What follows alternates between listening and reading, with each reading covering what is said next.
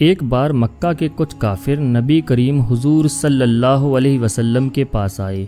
کچھ غیر مسلموں نے حضور صلی اللہ علیہ وسلم سے آ کر کہا کہ اگر آپ سچے نبی ہو تو اپنے نبی ہونے کی کوئی نشانی دکھاؤ۔ رات کا وقت تھا، آسمان میں 14ویں کا چاند چمک رہا تھا۔ حضور صلی اللہ علیہ وسلم نے ان غیر مسلموں سے پوچھا کہ تمہیں کیسی نشانی چاہیے؟ تو ان لوگوں نے چاند کی طرف اشارہ کرتے ہوئے کہا کہ اگر آپ سچے نبی ہو تو اس چاند کو 2 ٹکڑے کر کے دکھاؤ۔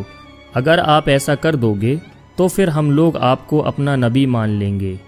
وہ غیر مسلم یہ سوال کر کے بہت خوش تھے کہ آج محمد صلی اللہ علیہ وسلم اپنی ہار مان جائیں گے اور پھر خود کو نبی کہنا چھوڑ دیں گے۔ ہم اس بات کو لے کر انہیں لوگوں میں بدنام کریں گے کہ ہم نے محمد صلی اللہ علیہ وسلم سے چاند کے ٹکڑے کرنے کو کہا مگر وہ ایسا نہ کر پائے، تو پھر وہ کیسے نبی ہیں؟ یہ سن کر حضور صلی اللہ علیہ وسلم نے چاند کی طرف اپنی انگلی سے اشارہ کیا تو اچانک چاند بیچ سے ٹوٹنے لگا اور پھر دیکھتے ہی دیکھتے چاند کے 2 ٹکڑے ہو گئے۔ ایک ٹکڑا اتر کی طرف اور دوسرا دکچھڑ کی طرف چلا گیا۔ وہاں کھڑے سبھی لوگوں نے یہ منظر صاف طور پر اپنی آنکھوں سے دیکھا اور پھر حضور صلی اللہ علیہ وسلم نے فرمایا، اے لوگو دیکھ لو، یاد رکھنا اور تم سب گواہ رہنا۔ اس کے بعد آپ صلی اللہ علیہ وسلم نے اپنی انگلی سے چاند کی طرف اشارہ کیا اور پھر دیکھتے ہی دیکھتے چاند پہلے کی طرح آ کر جڑ گیا۔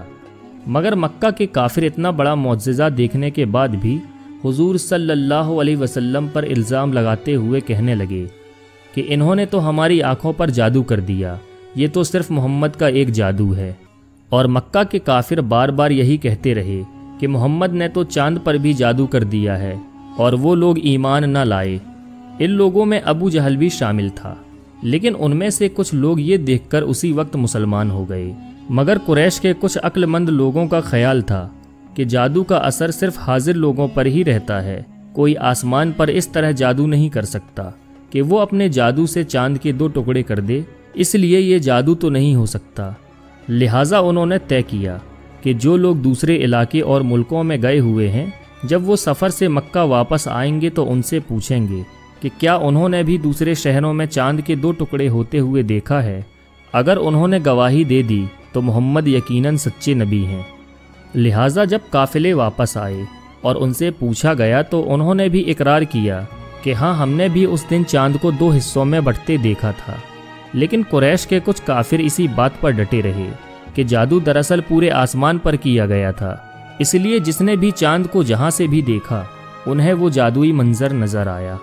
مکہ کے کافروں کا یہ جواب سننے کے بعد بس کچھ ہی لوگ حضور صلی اللہ علیہ وسلم پر ایمان لائے اور باقی گمراہی میں ہی پڑے رہے۔ کفار مکہ کی طرح بعد میں آنے والے کچھ منکروں نے بھی چاند کے 2 ٹکڑے ہونے کے اس واقعے کو جھوٹا ثابت کرنے کی بہت کوشش کی اور اس واقعے پر کئی طرح کے اعتراض کیے، جن میں زیادہ تر یہ کہا گیا اگر چاند کے 2 ٹکڑے ہوئے تھے تو اس وقت یہ منظر دوسرے شہروں و ملکوں میں نظر کیوں نہیں آیا۔ مگر اس اعتراض کا جواب تو اسی بات سے ملتا ہے کہ جب قافلے والے مکہ شہر واپس لوٹے تو انہوں نے اس بات کا اقرار کیا کہ چاند کے 2 ٹکڑے ہونے کا منظر دوسرے ملکوں میں بھی نظر آیا تھا۔ اتہاس کی کتابیں اگر کھنگالی جائے تو معلوم ہوتا ہے کہ اس وقت چاند کے 2 ٹکڑے ہونے کا منظر بہت سے ملکوں میں دیکھا گیا تھا اور لوگوں نے اسے کچھ کتابوں میں لکھ کر محفوظ بھی کیا ہے، جس میں ہندوستان سب سے آگے ہے۔ انڈونیشیا کے علاقے مالابار کے بادشاہ نے چاند کے 2 ٹکڑے ہوتے ہوئے دیکھا تھا۔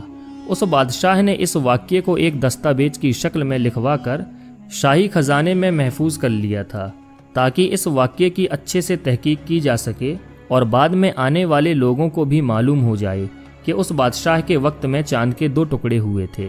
اس دستاویز کی کاپیاں آج بھی لندن کی آکسفورڈ یونیورسٹی کی لائبریری میں رکھی ہوئی ہے اور اس کے ریکارڈ آج بھی موجود ہیں۔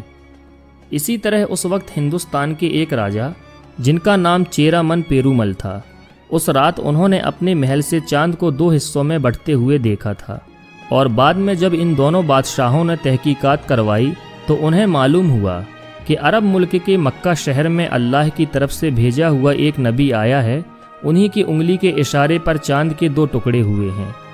یہ سنتے ہی وہ دونوں بادشاہ مسلمان ہو گئے اور ان میں سے ایک نے تو حکومت چھوڑ کر حضور صلی اللہ علیہ وسلم